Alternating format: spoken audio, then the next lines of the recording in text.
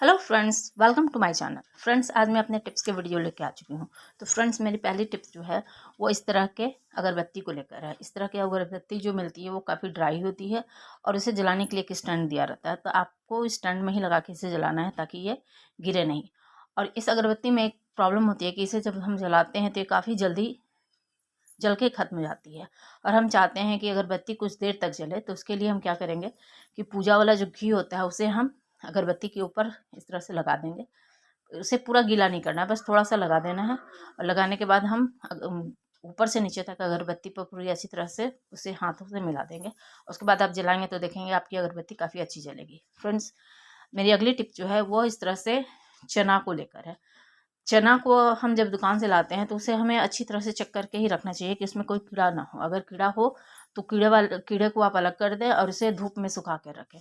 और कभी कभार क्या होता है कि हमें दिखता नहीं है कीड़ा, लेकिन रखे रखे उसमें कीड़े लग जाते हैं, जिससे कि वो चने के अंदर ही रह के उसे खाते रहते हैं और होल हो जाता है। तो ऐसे में हम क्या करेंगे कि चने को बीच बीच में धूप दिखाते रहना है।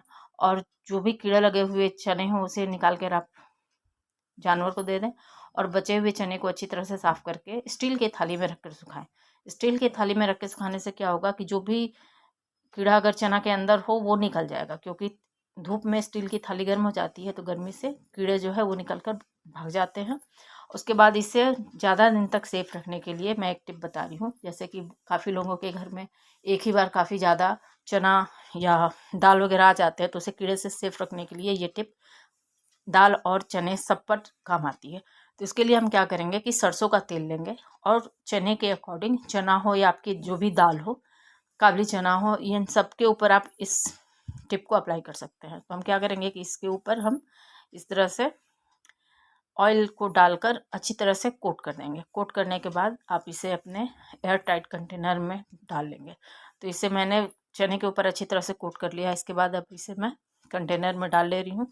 सारे चने को कंटेनर में रखने के बाद इसे आप बंद करके रख दें और बीच बीच में चेक करते रहे। अगर इसके बावजूद इसमें कीड़े लगते हो तो आप इसे धूप में डाल दें, जिससे कि जो भी कीड़े होंगे वो निकल जाएंगे, क्योंकि चना जो है वो काफ़ी दिन इस्तेमाल नहीं होता है, देर से इस्तेमाल होता है। फ्रेंड्स, मेरी अगली टिप जो है वो कैंडल को लेकर है।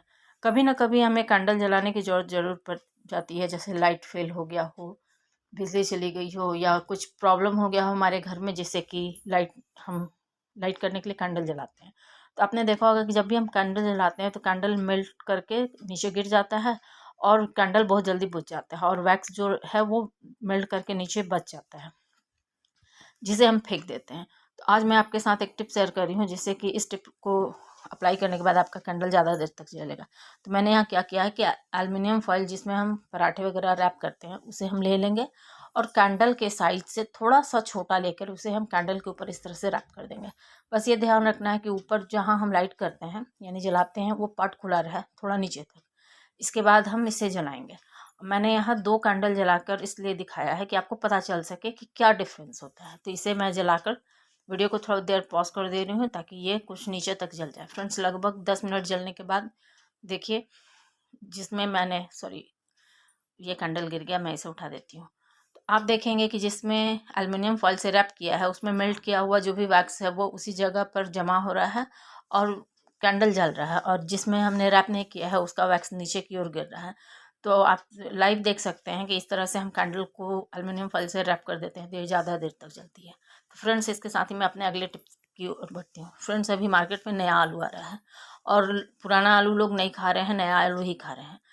तो नया आलू को जब हम कट करके बनाते हैं तो आपने देखा होगा कि लगभग 80 to 90% लोगों के हाथों में ये प्रॉब्लम होती है कि नया आलू को जब हम कट करते हैं, छीलते हैं, तो हमारे हाथ का जो अंगूठा और सेकंड उंगली होती है, या आपका हाथ में जहाँ भी आप ज़्यादा टाइम तक आलू को लगा रहने देते हैं, आलू का रस लगा रहता है, तो क्या होता है उस जगह खुरदरा हो जाता है और कलर भी थोड़ा डार्क हो जाता है। तो उससे बचने के लिए हम क्या करेंगे कि नींबू लेंगे। आप चाहें तो फ्रेश नींबू भी ले सकते हैं, या इस्तेमाल किया हुआ जो नींबू रहता है उसमें थोड़ा बहुत रस रहता है, तो उसे हम अपने हाथों पे इस तरह से रगड़ लेंगे।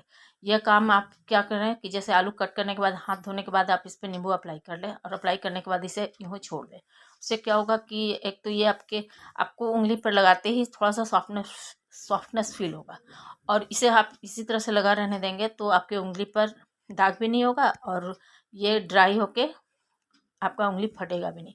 तो इस तरह से आप अपने हाथ को सेफ रख सकते हैं। फ्रेंड्स, मेरी अगली टिप जो है वो मेडिसिन को लेकर है। काफ़ी टाइम हमारे घर में ऐसे मेडिसिन हम लाते हैं जिसमें हम देखते हैं कि उसका रैपर निकल गया और उसमें हवा लग गया, या काफ़ी टाइम कुछ फर्स्ट एड वाले जो मेडिसिन होती है वो रखे रखे उसमें क्या होता है कि वो एक्सपायर हो जाती है। तो ऐसे में हम क्या करते हैं कि मेडिसिन को फेंक देते हैं। तो आज की इस टिप को जानने के बाद आप इन मेडिसिन को कभी नहीं फेंकेंगे। तो सबसे पहले मैंने क्या किया है कि मेडिसिन को लेकर उसका पाउडर कर लिया है। तो मैंने यहाँ एक मेडिसिन का इस्तेमाल किया है। आप अपने अकॉर्डिंग रिक्वायरमेंट के अनुसार 1, 2 या 3 भी टैबलेट को इस तरह से क्रश कर सकते हैं। तो पहले मैंने इसे कूट लिया है।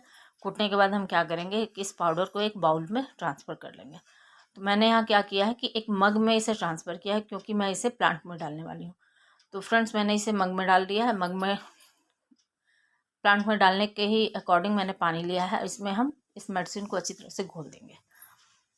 तो इसे आप अच्छी तरह से चला के घोल लें। आप चाहें तो इसे गर्म पानी में भी डाल सकते हैं, लेकिन बस गर्म पानी में डालने के समय आपको यह ध्यान रखना है कि पानी को प्लांट में डालने से पहले ये ठंडा हो जाए, क्योंकि गर्म पानी में जब डालेंगे तब पानी को ठंडा होने के लिए आपको इंतज़ार करना पड़ेगा। इसके बाद मैंने क्या किया कि थोड़ा सा हल्दी ले लिया है। हल्दी जो होती है वो एंटीबायोटिक होती है, प्लांट को भी सेफ करती है। जैसे प्लांट में हल्दी वाला पानी जाता है तो वो आपके प्लांट के लिए अच्छा रहता है। इसे हम क्या करेंगे, अच्छी तरह से मिक्स कर लेंगे। इसके बाद हम लेकर चलेंगे अपने प्लांट के पास। फ्रेंड्स, मेरा ये जो प्लांट है, इसके प्लांट के जो जड़ के तरफ हम होल बनाते हैं पानी निकलने के लिए, वहाँ से अक्सर चींटियाँ अंदर चल जाती हैं, और अगर चींटियाँ अंदर चली गई तो उन्हें निकालना काफ़ी मुश्किल होता है। वो अंदर ही अंदर प्लांट के जड़ को खा जाती हैं, जिससे प्लांट हमारा सूख जाता है।